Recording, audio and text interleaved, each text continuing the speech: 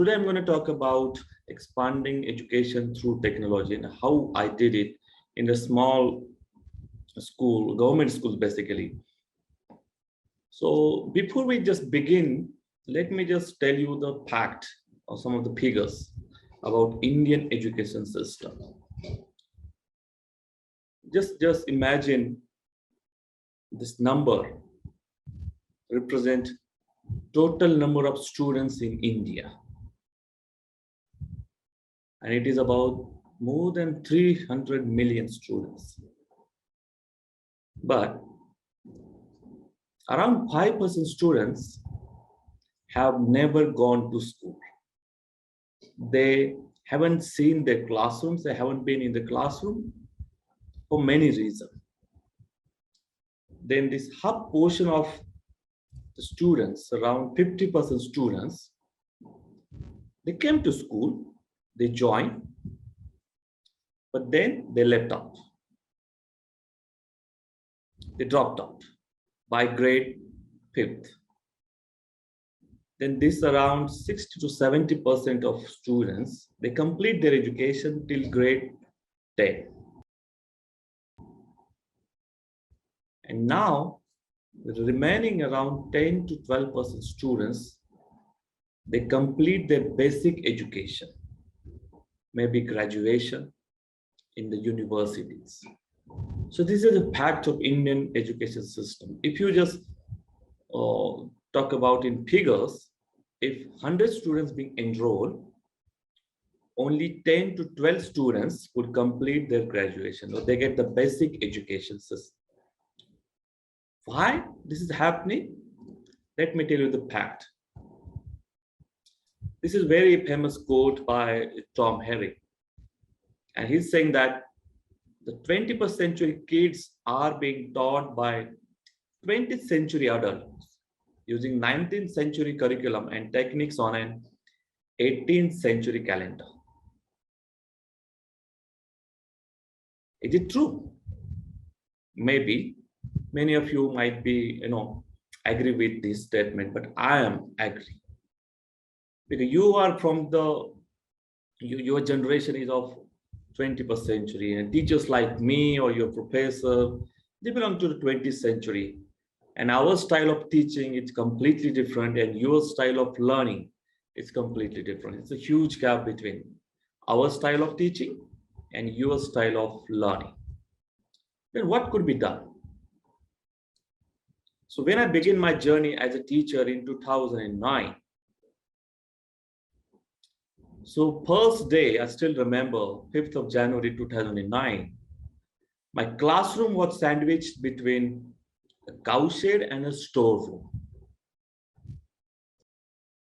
And that was a shocking thing to me. I never imagined such a classroom, in India especially, in 21st century.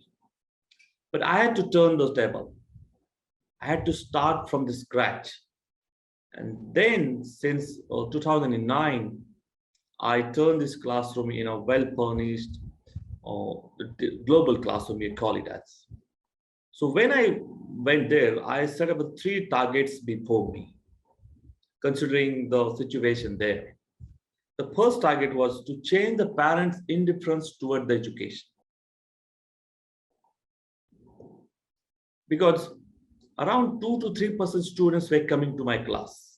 And who would like to sit in the classroom which has been surrounded by the cattle shed and buffaloes and that food?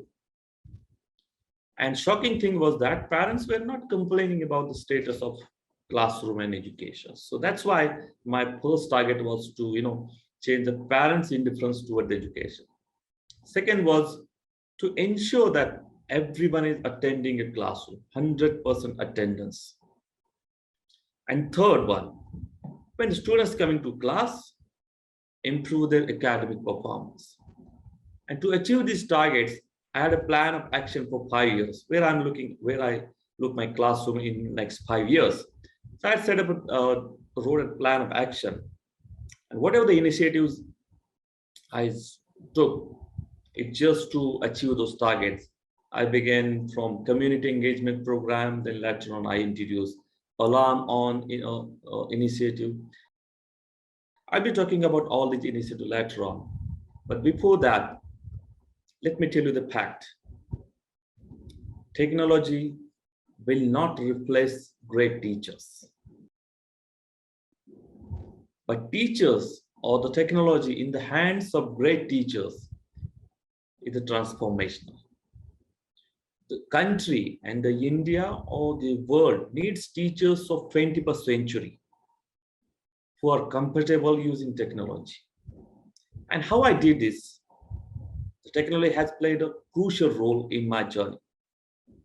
Initially, I started to engage with parents, interact with parents, as they were not believing or trusting in education. I started meeting informally. I had tea at the breakfast with them, trying to understand their mindset. Why they don't believe in education? They think they were thinking like, education is waste of time and waste of money. Ultimately, you have to work in the farm, and that's how you can get your bread and butter. After analyzing their thought process, in the community engagement program, I started inviting girls nearby villages who were educated, who got jobs, and the girls were expected to share their journey of transformation. And they have shared their experience, how their parents helped them to grow, to develop, and to stand on their own legs. And at the end of every session, I used to ask simple questions to every parent. Do you want your kids to do the same thing that you are doing now? Or do you want your kids to be like her? Choice is yours. And this is how I pursued their minds.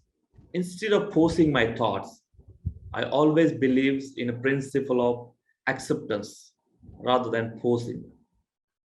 Once the parents were agreed, they started sending their kids in my classroom to ensure that every parent is actively participating in teaching learning process. I initiated a project called Alarm On, TV Off. I had set up an alarm on school's building, and it goes rings at 7 p.m. every night. So when it goes rings, it means this is an indication for parents. Now stop working whatever you're doing.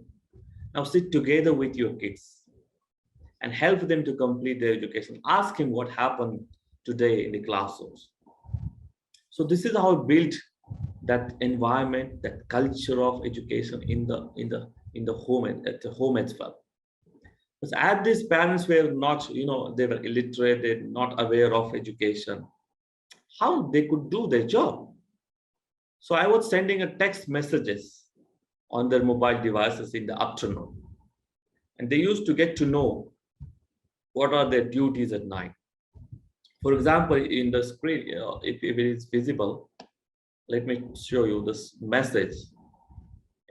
Sorry, it is in Marathi, but it is saying that tonight you are expected to, help them to complete their addition, subtraction, mathematical calculations, basically like this.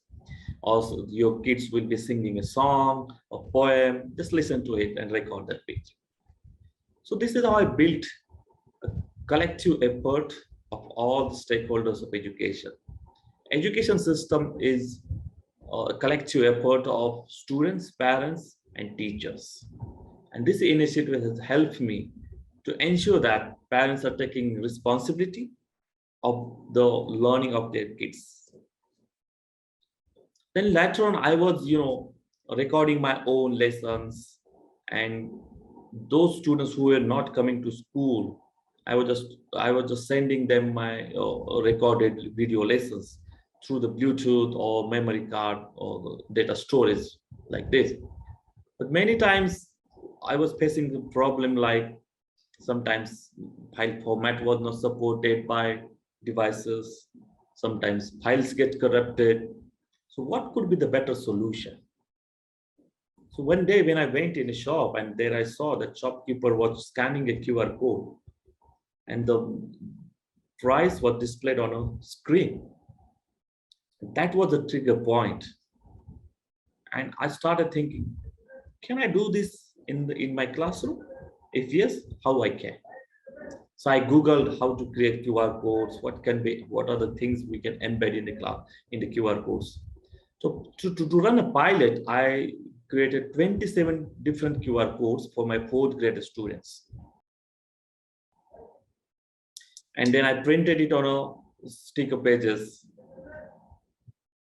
and then given these QR code textbook to my students. And I trained parents how to scan a QR code, how students can access it. But it's not just about accessing the digital content. It's all about learning through the content as well. For example, in your room right now, around 100 students might be there. And your style of listening, everyone's style of listening, their understanding level is different. So it's unfair for my students if I embed a single digital content for all. So instead of doing that, I curated different content for different students. It means even that in the lesson is same, but the digital content for everyone is different, considering their style of learning.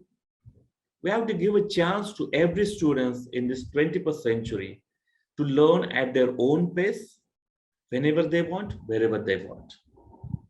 And after doing this for 1 year, I understand and analyze the results. It's a huge progress and development in the students. Then I proposed government of Maharashtra. They have to use this technology in their textbooks. In around 2016 to 17, government of Maharashtra fortunately accepted my proposal, and they started using this technology in the textbooks. Then later on, NCRT, National Curriculum Committee as well, they also used the same technology. During the pandemic, when the schools were closed, but still our students were able to continue their education just because they had these QR coded textbooks. Eventually, then later on, once to ensure everyone is learning, we have to ensure that everyone is achieving expected learning outcomes, and to giving them the chance to learn from the expert. I started visiting or inviting other teachers, experts through our virtual field trips. So virtual field trips is all about visiting many places across the globe without leaving a classroom. Experience of learning from the expert has widened the horizon of my students and giving them a chance to learn from the expert. I'm a teacher of multi-grade classroom. Means I have to teach third and fourth graders in a single room. It's very difficult to manage multi-grade classroom. And it doesn't mean that I'm the expert of all the subject.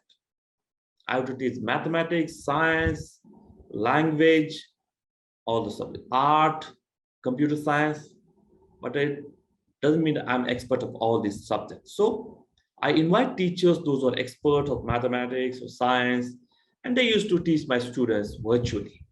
So this is how virtual field trip is all about. One day I was reading a global peace index, and there I come to know a very interesting fact. The India, Pakistan, Israel, Palestine, Iraq, Iran, these 6 countries have spent around more than $500 trillion for fighting with each other. Their military budget is much more than educational budget. And the thought came into my mind, instead of spending that much amount for fighting, if these countries could have invested half of the money in education, the result might have been different. And keeping that in mind, I initiated a project called Let's Cross the Border in 2017, where I invite students from these 6 countries. We make a group of all these students, and it has been carried out for 6 weeks. It is a 3-phase long program. Initially, we invite teachers, do their interviews, select them. Then in the second phase, students and teachers come together virtually. In the first week, The students are allotted their peace buddies, like Indian students having their peace buddies from Pakistan, Israeli having their from Palestine. In the second week, we ask them very simple question: why are we fighting? Students are expected to answer the questions and come up with their own answers, not just like reading the book or reading the newspaper. Tell us, why are we fighting? And in third week, they come up with the finding out similar and different things in between these countries. In fourth week, we talk about empathy and compassion. In the fifth week, we invite guest speakers from most peaceful countries like Switzerland, Austria, New Zealand, Canada, and they share their journey. They share their experience, how their country became more peaceful, what are the benefits of it. And then later on in the sixth week, students decide whether they want to continue their friendship, they want to stop, it's up to them. And then later on in the third page, whatever they have learned, they share their learnings with their peers, they share their experiences. And this is how we make a peace army of students. So that's the end of my little presentation for you. Thank you so much for listening and inviting me to speak to you here today.